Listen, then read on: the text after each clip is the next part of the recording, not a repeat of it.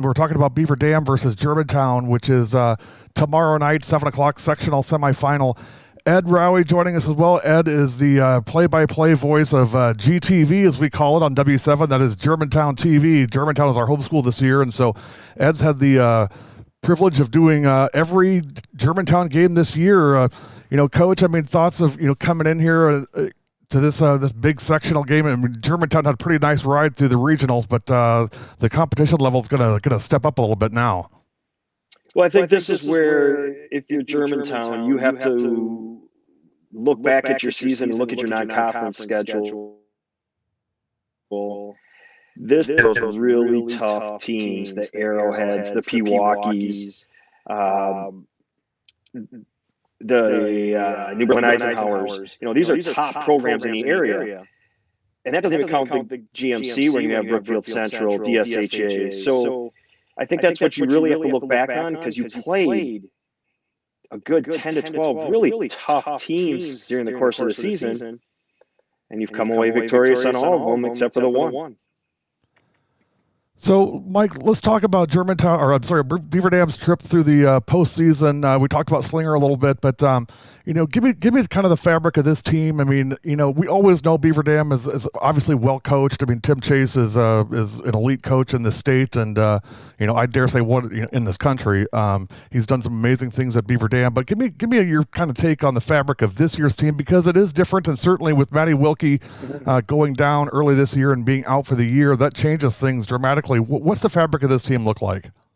Yeah, I mean, it's very similar to past years, but you're right, Gary. There are some differences. For those who maybe don't know, yes, you're right. Maddie Wilkie obviously tore her ACL in December. That was a huge loss for this Beaver Dam team. She's going to be playing her college ball at the University of Wisconsin, and I know she'll bounce back, but obviously it was just a crushing blow to Beaver Dam to have that happen. And really, Beaver Dam had to deal with quite a few injuries this year. Not only Maddie Wilkie, but her young Gabby, freshman. She's been out for several with a knee injury. She has an off to Milwaukee. Her more will be rolling as time goes on. You've got Natalie, a Minnesota recruit, run the point. She sprained her ankle a couple of weeks ago. She finally started back close to 100%. You have Paige Jagodinsky, sharpshooting pointer, three-point assassin. She has been dealing with back spasms, back problems. Avery Stovall, post was out for a little game or two with some problems. And so many injuries that he had to deal with and out of the regulars. With 20 wins. It just tells you talent there. And of course, it's typical Beaver Dam. If you followed this team the last couple of years, you know that they incredible defense. They get in your face. They force turnover. That hasn't changed. That's the same. I think what you will know more on the offense this year's team is more so than they're able to work the ball inside. If you look back over the last year, they've been very guard. Not that their guards are good this year, but they have more of a presence inside. They have some Paige Hodgson, Kentucky recruit, 6'3" tall. Kylie Whitnable, sophomore, she's 6'6". Avery Stone, and they're thinking more of a concerted effort to work the ball in more often. And I'm sure, just looking ahead to tomorrow night, wondering if that's going to be a big key. I mean, because obviously the guys on both sides are extremely talented. I'm wondering if Beaver Dam is going to be trying inside as much.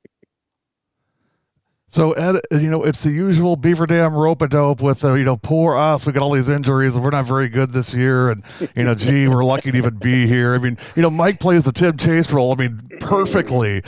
But we're not going to fault Mike. I mean, nice try, but we're not falling for that garbage this year. We know Beaver Dam is always good. They're always ready. Don't give me this. Gee, golly, we hope we can play with these guys. They're going to play just fine. They'll be ready to go. I know Natalie Jens. That kid is a warrior, man. She'll be ready to rock and roll tomorrow. Ed, let's ask you the same question on Germantown. I mean, what's the fabric of this team? What's it look like? I mean, obviously you had the Player of the Year, Natalie McNeil, graduate last year, and Kate Richmond graduate last year. I mean, you lost a lot of good players, but you got one of the probably the top 5 in the class of 2023 in the country, leading the team in conference and scoring. So talk about this team and what you see in this Germantown team. Well, it all starts with KK Arnold, who you were referencing there. She makes him go. This is the sophomore who was the second leading scorer a year ago, and she just stepped right into that leading scorer role this year. But it goes beyond that. We interviewed her last week, and she talked about her strength and how she's got her shot better because she worked on it so much. But the strength has allowed her to repeat her technique so much, and what that's allowed her to help out with her defense. So everything starts with KK.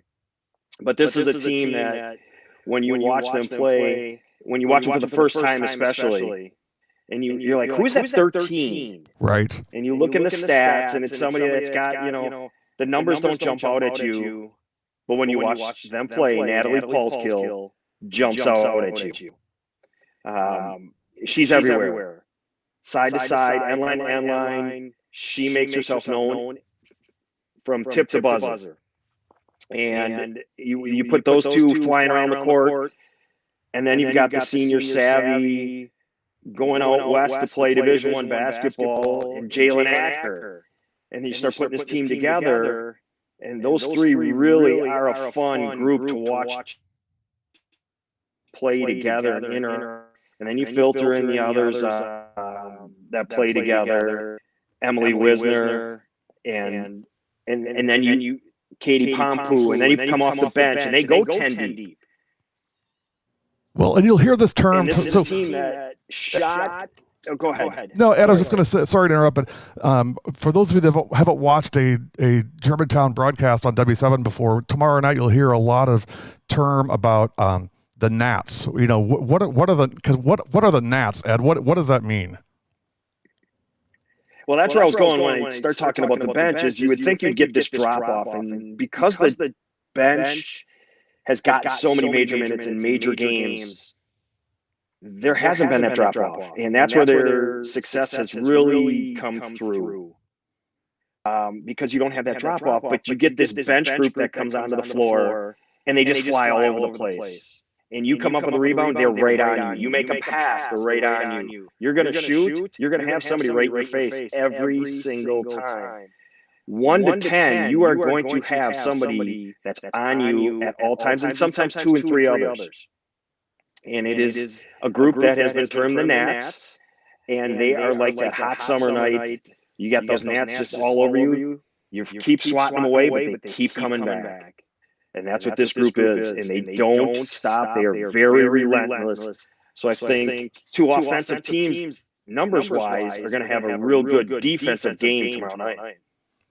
Mike, has Beaver Dam got their deep woods off ready? I mean, are they ready for this? And what do you think keys are for tomorrow night's game?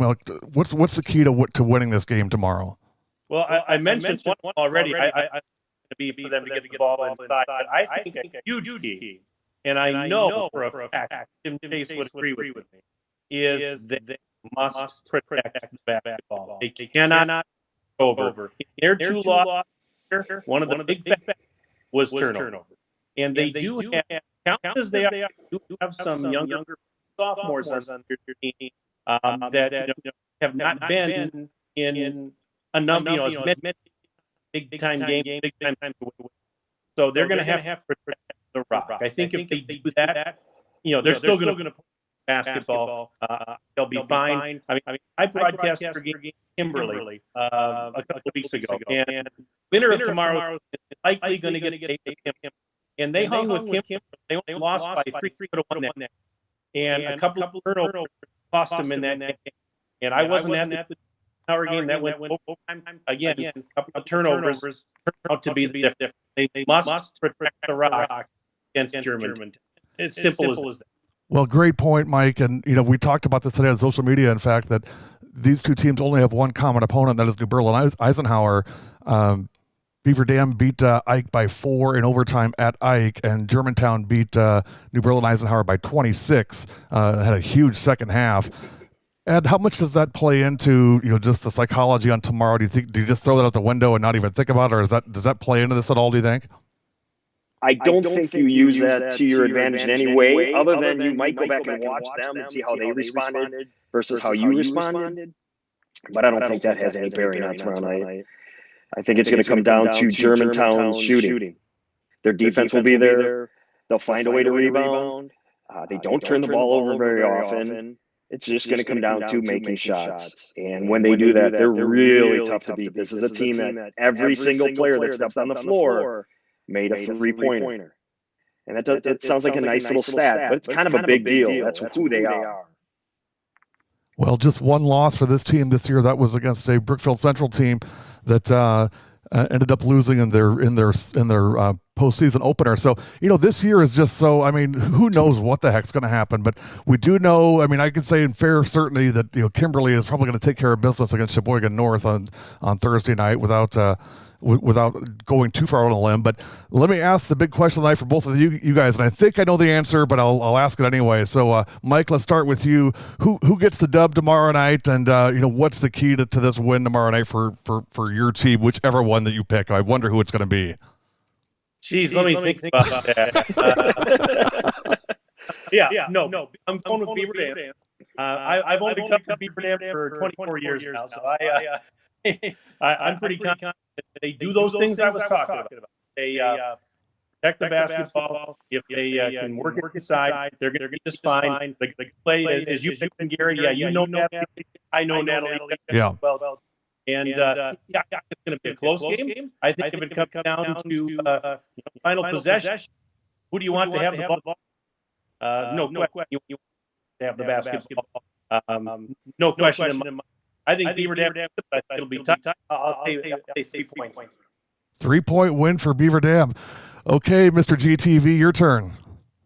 Well, this is my first year being around the program from the beginning of the season, but this is my third year watching and doing the games for Germantown.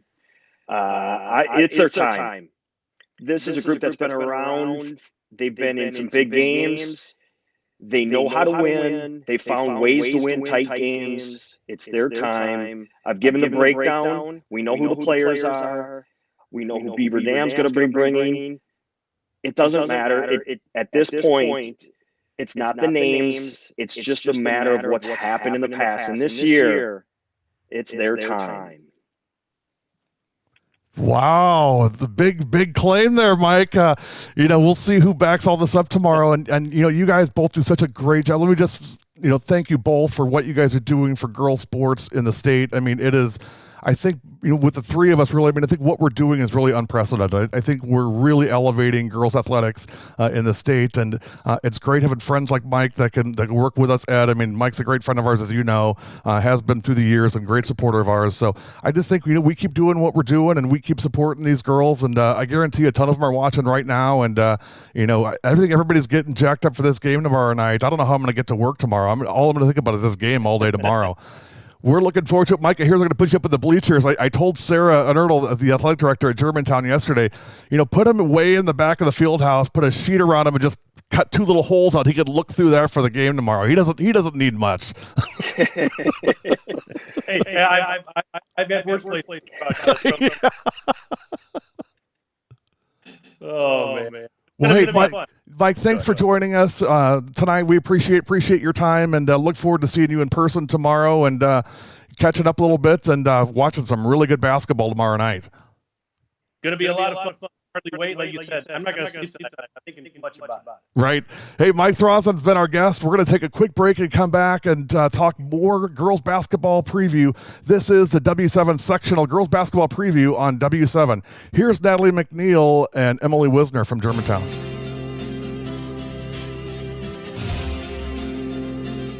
If If you don't know W7, you don't know Germantown girls basketball. I'm Emily Wisner. And I'm Natalie McNeil. And W7 is for the girls.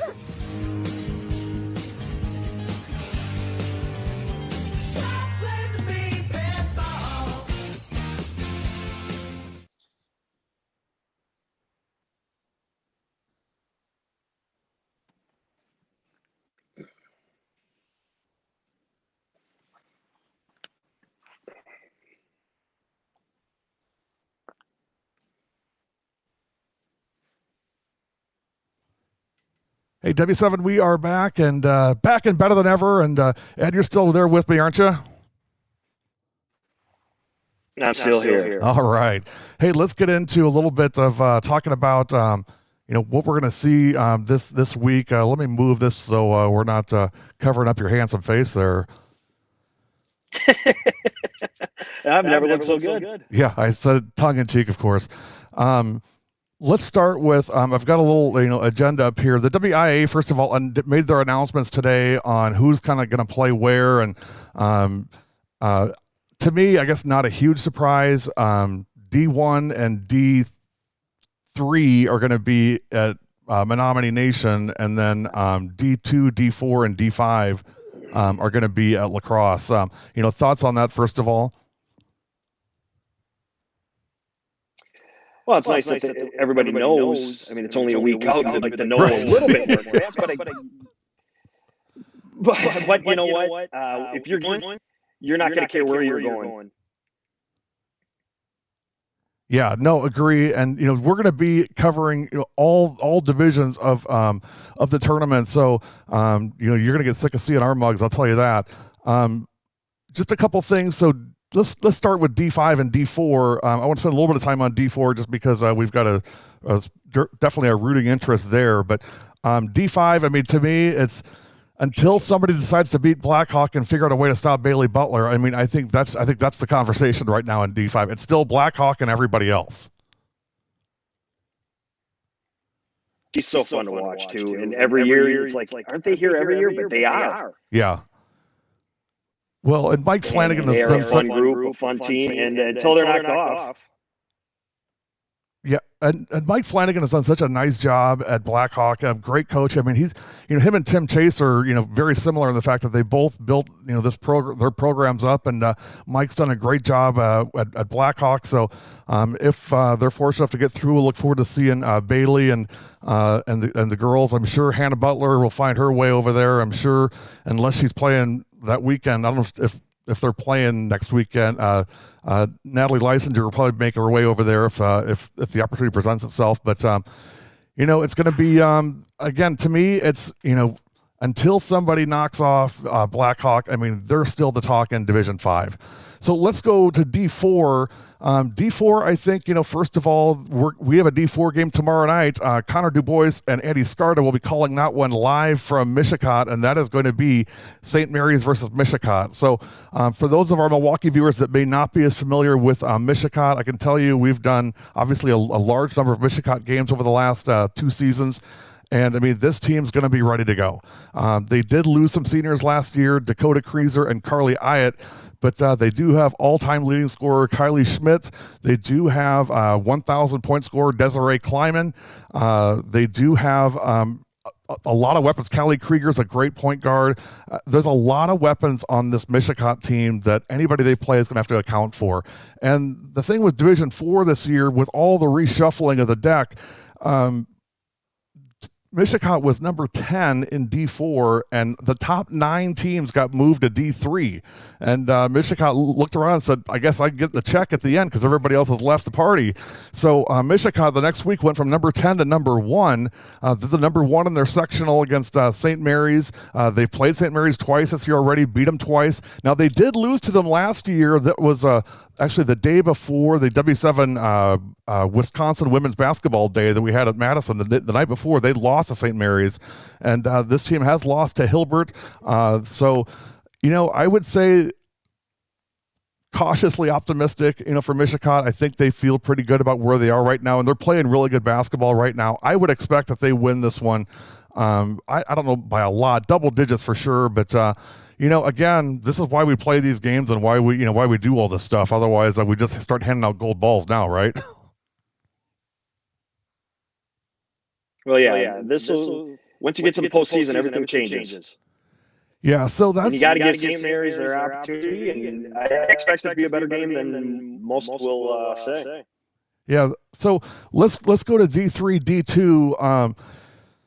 Again, they're both in kind of different places. I don't know if you got your brackets up, but D3, the game I'm very interested in tomorrow is going to be Oostburg and Howard's Grove.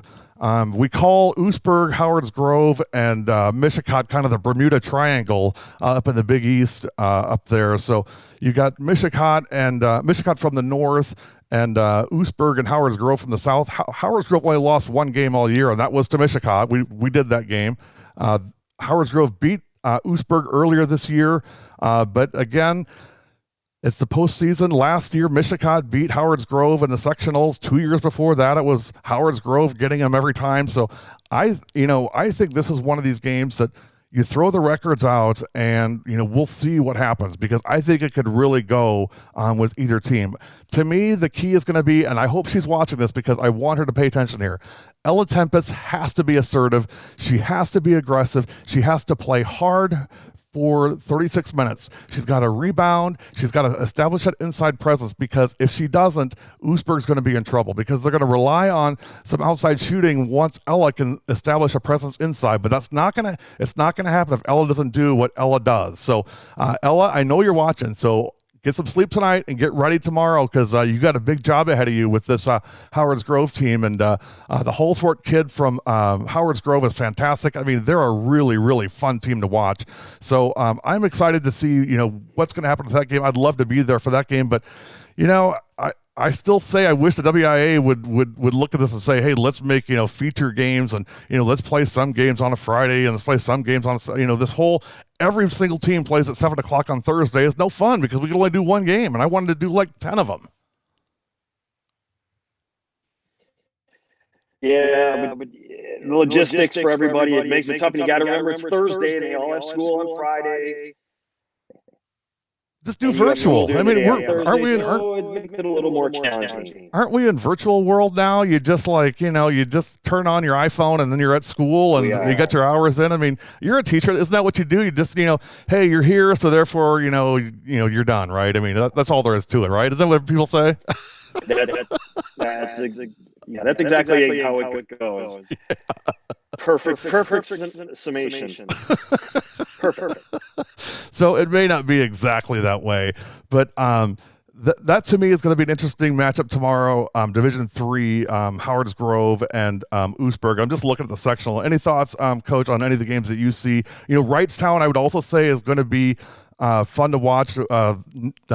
Leah Lemke having a fantastic year at Wrightstown, junior, averaging over 20 points per game. They're going to give Amherst. Amherst has a history of being in the state tournament. I think they're going to run into some trouble tomorrow with Wrightstown.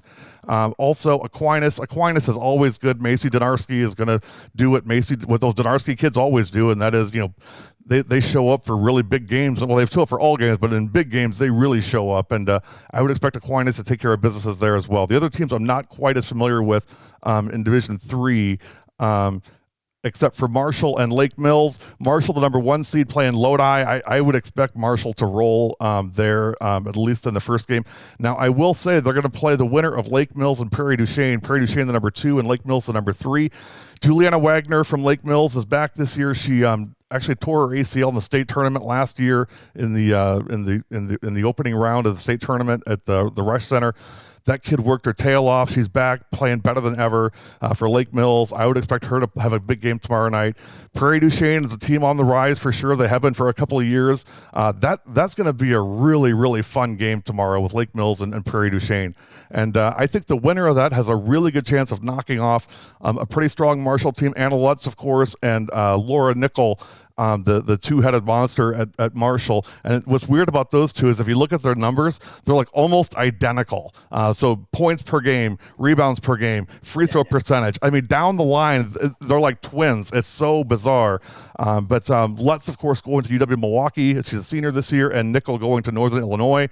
So They won state as sophomores. My guess is they're pretty interested in capping off their careers with another gold ball. But they'll get some competition. I think Lake Mills is going to be ready. I think Prairie du Chien will be ready. And don't count out Lodi. You never know. I mean, they play at Cambridge tomorrow. So that's your D3 bracket. And Coach, I know I spend a lot more time in the D3 world than you do. So it's a little familiar there. But when we get to D2 and D1. Pipe in here. So in the D2 side, Notre Dame, we've said it. We did their game earlier this year. At the end of that game, I said, why are we even waiting? Just give them the gold ball now. I mean, they are so good. Sammy Opichka is so amazing. That whole team is really, really good.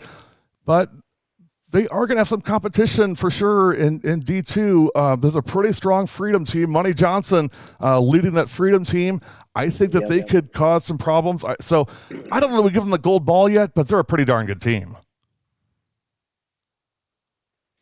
Notre Dame is the team we talked about. You and I have spoke about them all year, on camera, off camera. When we just talk about teams in general, this is a team we are a huge fan of because the way they execute on both ends of the floor, they never seem rattled. It's just a really strong top-to-bottom team. But as you said, Freedom, if they can get past Xavier, which will not be an easy game. No, it will not be. That could be a fun one. That could be a really fun game. Yeah. And then you get to sectional 3 and 4, and there's some really very, very interesting matchups here in Division 2, sectional 3 and 4. So this is my sleeper team, and they're not really a sleeper team. I guess they are to me because, I knew they were good. I didn't know they were this good, and that is Reedsburg, the number 1 seed. Mara Weimer and Mackenzie Bester and Trina Cherney and that group, I'm telling you, that team is built to go. They played Waupun in the regional finals. I predicted maybe a 5-point game, and then really kind of either way because the ultimate kid for Waupun is really good, and Waupun is a really long athletic team. Reedsburg whipped them, 21-point win by Reedsburg, and this team is pretty focused. And Cherney is kind of the Cherney and Weimer kind of lead this group, and I think that they're pretty focused, and I think they'll take care of Wilmot Union tomorrow. And they're going to get the winner of Jefferson McFarland. Now, this one also very interesting. Jefferson's played a full season. McFarland, they're in Dane County, so their season got pretty much torn to shreds this year because of the COVID protocol. So they didn't get to play very many games. But again, Katie Hildebrandt, the inside player at McFarland, is fantastic. I got to watch her play last year, and one player to watch out for is going to be Lindsay Lonegro, the guard, the senior for McFarland. If she can do what I'm pretty certain she can do, if she can get hot from the outside, that's going to cause a lot of problems. First of all, for Jefferson, but I think could also play into when they play Reedsburg because. Weeman gets a lot of points inside. Cherney gets a lot of points inside. So for McFarland, Hildebrandt's going to play big inside, but they're going to pack in on her. So if Lonegro can get open and make some shots, I don't think it's out of possibility for McFarland to come in here, play an 8 to 9 game season, and end up being a sectional champ out of this thing. Well, they ended up with the 2 seed, and that side of the bracket much better than I do. But I want to talk about that other side. Let's go. Eisenhower got the 1, but it's the 2-3 matchup that really intrigues me. Yes. Pius is coming on strong. Martin Luther is a very strong team. We've seen a couple times. Yes. We don't know a lot about Kewaskum. You know a little bit more about them. But those 3 teams, whoever comes out of that, to play potentially Reedsburg, if everything holds serve, that's going to be a really great matchup. Yeah, it's a nice sectional. New Berlin Eisenhower, very talented team, of course. You've got Dienberg who plays exceptionally well. You've got the Lemberger kid. They're always good. That's the thing with Ike. You can never say they have a down year. They just don't. Coach Monfrey and before him, Coach Schmitz they've done a great job in building. Or Coach Schmidt, they've done a great job in building this program. And so with Ike, Ike's always going to be a problem because it's a great program and it's run very, very well. I would say the 2-3 matchup is super interesting in the fact. So I think Ike takes care of Kewaskum. Kewaskum beat Kettle Moraine Lutheran 30-25. Believe it or not, that was the final score in the regional finals. I don't know if they just held the ball the whole game or what happened, but I don't think they're going to be able to do that against a pretty solid Eisenhower team, and I think that's going to give them some problems. So I expect Ike to take care of business there. In the 2-3 game, you'd look at it and say, hey, Pius has the upper edge. I don't know about that. Martin Luther, Vanessa Solano just got her 1,000 points this past week. And, Coach Corey's got those girls, believing in the program and what they're doing. And they've got a group of seniors that want to keep playing. Pius, of course, you got Tori Kostick, and you've got Maya Moore is going to have an unbelievable senior year. She's having a great year this year. She's going to be an absolute monster next year on this team. If Jada Smith gets hot from the outside early, if Tori can, Tori had 25 points against Eisenhower earlier this year. If Tori can play the way Tori's capable of playing, I think that could be a big problem for Martin Luther as well.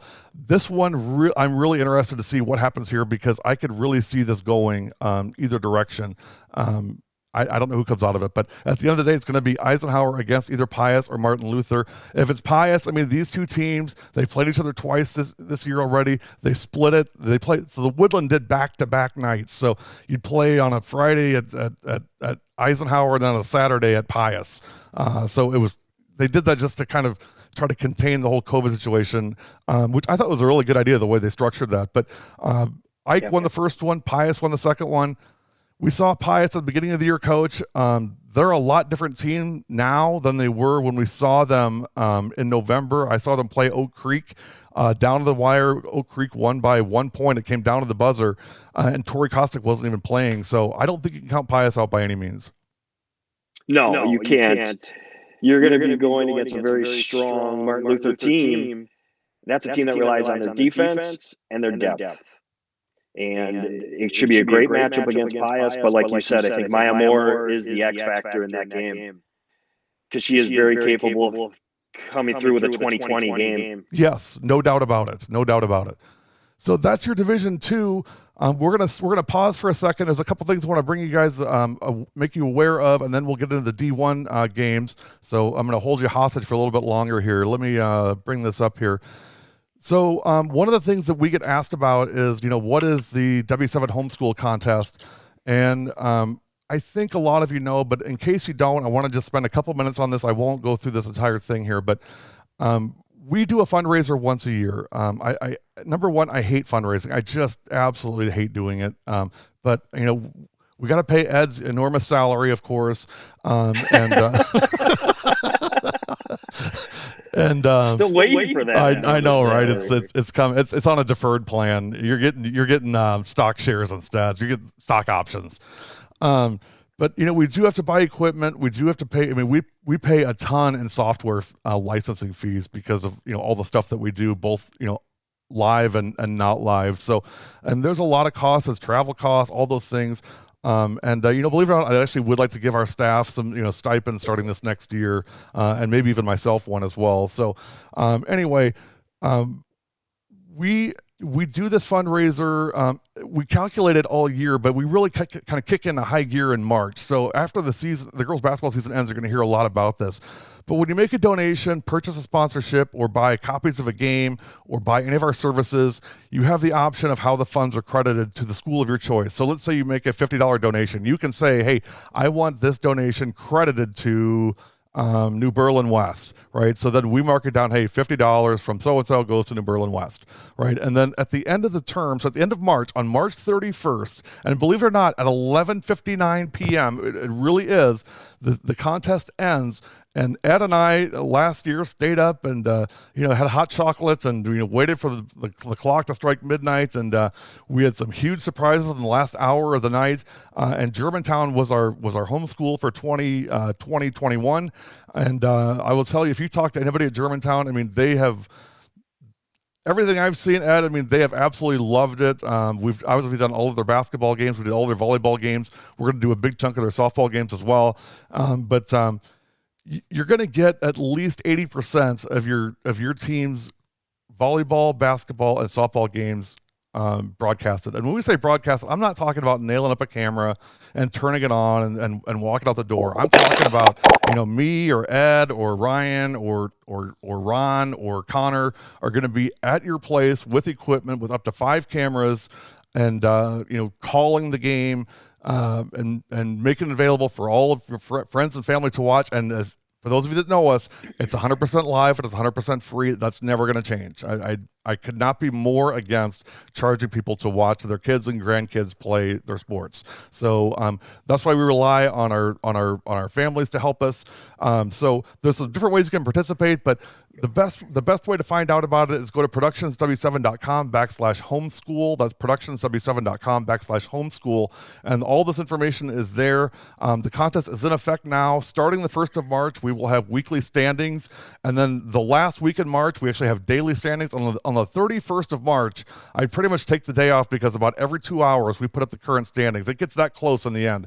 And then at 11 o'clock, we close everything down, and it's a 1-hour free-for-all. So anybody can put it. So if you want to wait and then have a big surprise at the end and try to win it that way, you can. If you want to start early and knock everybody else out early, you can do it. There's a whole lot of different strategies on how to do this. But 11 o'clock to 11:59, we don't report any standings. The next time we come on air after 11 o'clock is going to be at 7 in the morning on April 1st with our announcement of who our homeschool is going to be for the 2021-22 school year. So the new homeschool or there could be a repeat of previous years, either this year Germantown, last year Slinger, or the year before was Brookfield Central.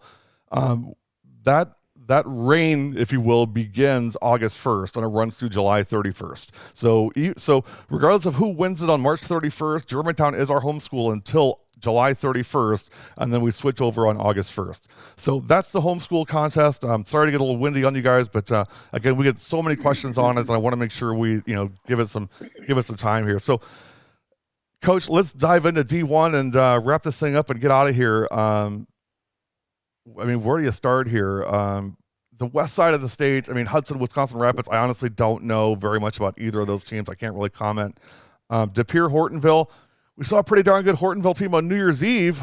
They unfortunately ran into a really good team, Germantown team. I really liked Hortonville.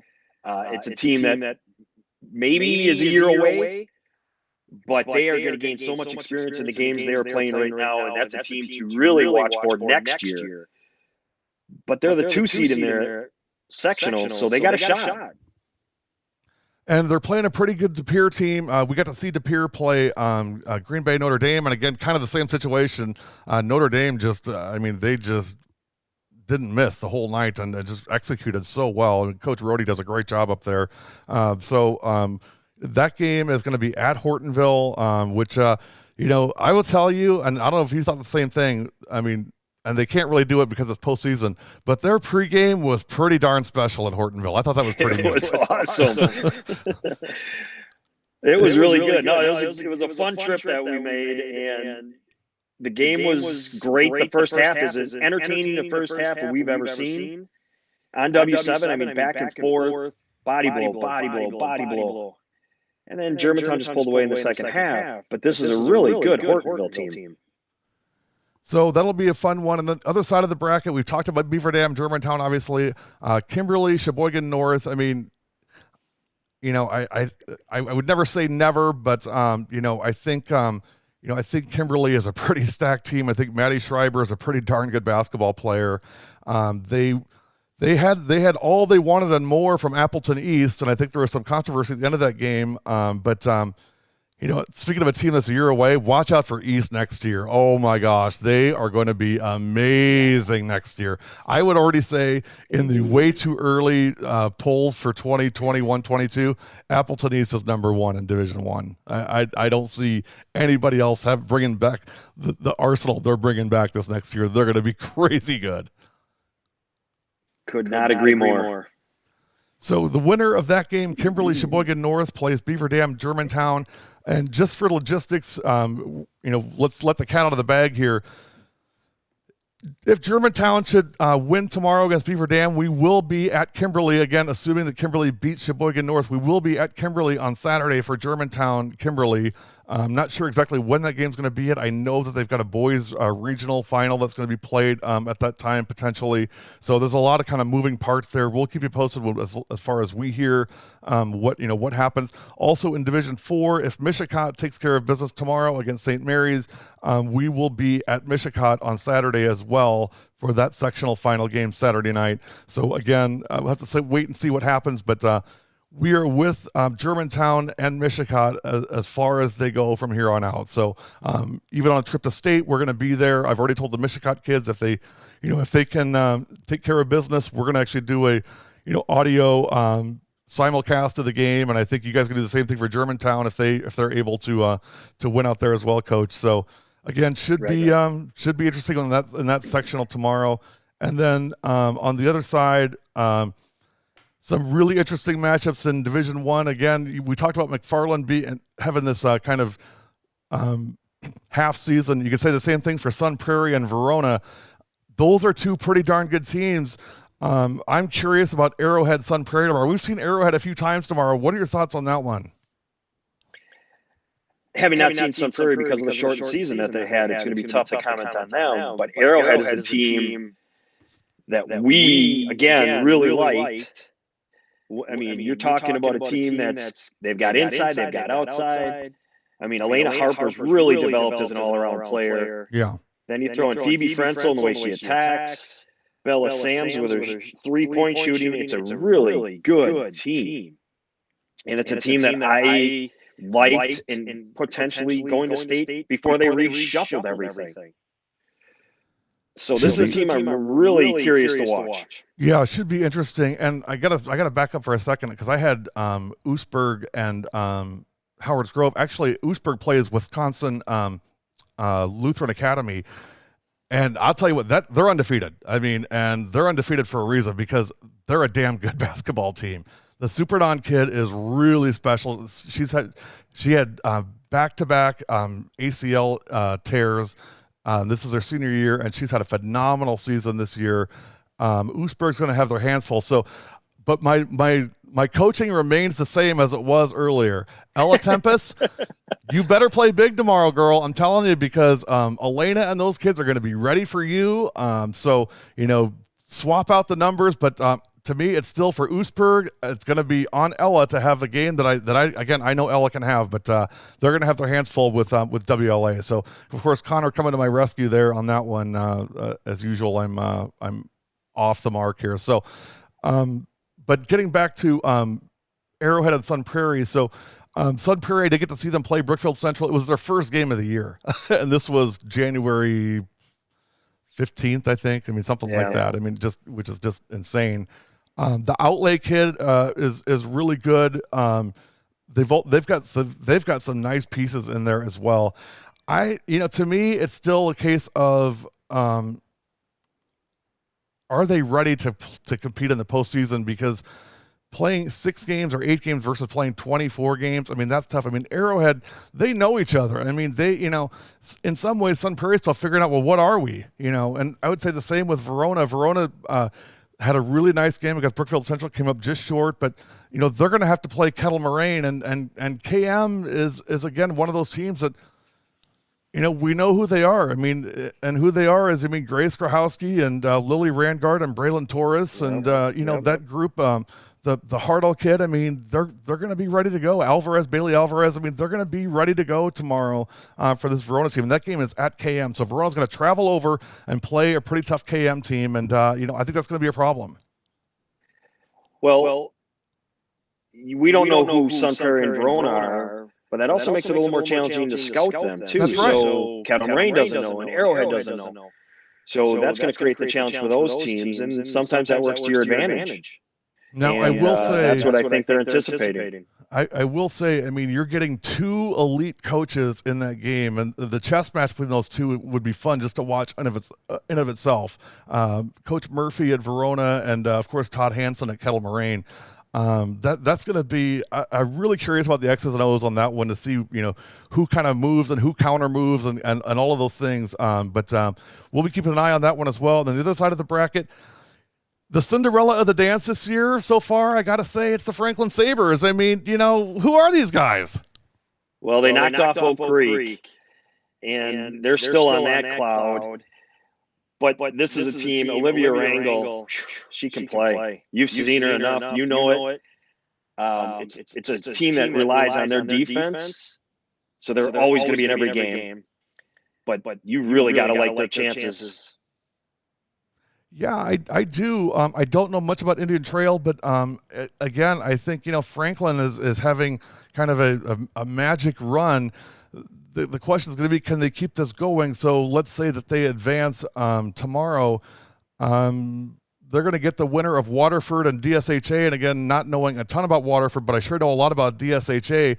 I think DSHA is one of those teams that I think they kind of went through the valley and had some identity issues on who are we and what are we trying to be, and there were some questions about this team. But I think that they've kind of made their way through that, and they're kind of back out the other side now. And I think this team is fired up and ready to make a run here. If you remember last year, of course, they made it to the state tournament, but were not able to play due to the COVID outbreak, so they didn't get to play last year. And you got a bunch of those kids. They lost a lot of seniors, but you still got a bunch of them back from last year. The Jarecki kid is back. Capper is back. I mean, those kids feel like there's unfinished business from last year. And, I expect that Waterford's going to have their hands full. If they get past Waterford, that DSHA Franklin game Saturday could be super interesting, and that would be at Franklin. Which, again, I think, when you get to sectional Saturday, I think all bets are off. And I think anybody can beat anybody once you get to Saturday. I think that'll be a case of who determines the pace. The pace of the game. DS wants to get up and down. Franklin, they want to slow it down. They want to play their defense, work the ball, and just get your good shots. And DSHA, like you said, they went through their lull. But they are really playing great basketball right now at the right time, and this is how you want to do it. That's a credit. And their run has been a little unusual in the fact that they beat Brookfield East in their opener, and then if it went chalk, they'd have played Brookfield Central, which again would have been the third time that those two teams met, and I think would have been a very interesting game. But Tosa West said not so fast and knocked off BC. Was that overtime? Is that right? That went overtime, that game? It was overtime, yeah. And then 57-55, I think, or 58-55. Yeah, something like that. And I think for Tosa West, that was their state tournament game. I think that they and I will give you, my friend, all the props in the world on this. And you and I talked about this, but I'm going to bring it up publicly. In the season opener this year, Tosa West played Germantown. And Germantown won by 50, 60. It was blowout city. It wasn't even that close. But I went back and watched the game, and Ed said this halfway through the game. He said, the thing with Tosa West is the team that you see today will not be the team that you see in February. And I don't think anybody saw them knocking off Brookfield Central. I know I sure didn't. I was already looking at who's going to win DSHA, between DSHA and Brook East, who plays Brookfield Central. And that's one of the dangers that you have if you look past somebody, which I'm not saying that Brookfield Central did that, but you got to give a lot of credit to Tosa West, I think. I thought that, for them to come out and play like that and believe in Coach Katz and just, execute the game plan, hats off to those guys. 100%. We knew that wasn't the same team. They were very young. They had three freshmen playing in that first game. They weren't ready for Germantown. But you could see that they had some pieces. Did I see them beating Brook Central? I'd be lying if I said that I thought they would. But I knew they could give them a really good game because they play great defense. Always play great defense. They make you work for every single shot. And they box out better than any team I've seen throughout high school. So we'll see what happens when in Division. They put it all together. Yep, they did. And again, I think that was their state game. Was the Brookfield Central game? They lost. The DS beat them by 30 the next night. So the point was DSHA, Brookfield East, and then Tosa West, and that next will be Waterford, and then the winner of Franklin and Kenosha Indian Trail. So a different kind of year. It'll be interesting to see what comes out of that. But one thing that you do know that you need to know is, we're going to be there all the way through covering the state tournament. So Ed and I are working on logistics on who's going to go where, when, and how we're going to make all this stuff work. But, we're planning on being at both sites for the state tournament. It's just a matter of, how the logistics work, and we'll get that figured out. Last thing that I want to share with y'all before we let you guys go is, let me bring this up here. So for my softball kids, I know you guys are out there. We are actually doing our schedule reveal show for softball April 18th. That's a Sunday night at 8 o'clock. And so every season, for every sports season, we do it the same way, right? We reveal our schedule the day before the first day of practice. And the first day of practice for softball this year is April 19th, which also happens to be my 50th birthday, believe it or not. I know, I look more like 63, but only 50. So, but that's on April 19th. April 18th is our schedule reveal show, and I'll tell you guys, I'm getting a ton of messages around how do we get on your calendar, how do we get on the schedule. We're working on the schedule now, and what I've been telling everybody is, hey, we're going to do our best. It's a condensed schedule as far as timing goes. So and we're only going to probably have one crew, so it's going to be a bit of a challenge to kind of put some of this stuff together. But I will tell you, if you are interested in guaranteeing yourself a live stream game for your team, the way to do that is get in touch with me, info@productionsw7.com. If you guys, as a team or a club, purchase 10 W7 softball backpacks from us by March 31st at $25 each, by the way, they're $60 retail, we'll guarantee you a live stream game. So I think, it's more than just giving a donation. You actually get stuff in return. You can give it to, your youth teams or the high school team, however you want to do it. But get in touch with me if you're interested in that. If you want to guarantee a live stream on W7 this year, that's the way to do it. The only team that's guaranteed live stream for softball this year is Germantown, because they're our home school. Everybody else, again, we're going to do what we can, but no firm promises at this point. We're going to do everything that we can, though. But again, if you absolutely have to have a guarantee, that's the way to do it. And by the way, even if not, you still want to help us out, I got several 10 packs of these that Zone Athletics gave to me that are taking up space. I would love to get out to you. Again, they are high quality backpacks. We'll have a video coming out on what they look like soon, but that also is coming up as well. So, Coach, last thoughts here on I guess tomorrow night, getting back into that just a little bit. Are you nervous? Are you excited? I mean, where's your head at on tomorrow night? Oh, I'm anxious for tomorrow night. I feel like I'm going to be like Jalen Acker and have some glass for breakfast. It's going to be such a great game. It's going to be so. Sorry. Just looking forward to it. I think it's going to be one of the better games around the state. Well, we're looking forward to it, obviously. Tip time is 7 o'clock. And again, don't forget also tomorrow, Mishika and St. Mary's Catholic. That game gets underway at 7 o'clock as well. So you can watch everything on our website, productionsw7.com. Same as always. We should be on air prior to 7 o'clock. I'm hoping to get there somewhat early tomorrow. Again, no promises on that either. But looking forward to a great postseason of girls basketball as always. Coach, hey, thanks for the time. Appreciate it. And, let's go GTV. We'll look forward to seeing you tomorrow night in Germantown. I'm excited for it. Looking really excited for it. I'll just leave it at that. For all of you guys, thanks for joining us tonight. Appreciate again all the support as always. It's so appreciated. We do what we do because we love girls athletics and we love being there for the girls in all these sports. So you see, I'm starting to build my kind of studio back here. I've actually got a whole lot of different projects in flight here, but this is the beginning of the studio that we're putting together now for our live stream studio shows. Hopefully you enjoyed tonight. Look forward to seeing you online tomorrow at 7 o'clock, Germantown and Beaver Dam. It's Do or Die Thursday on W7. Until then, have a great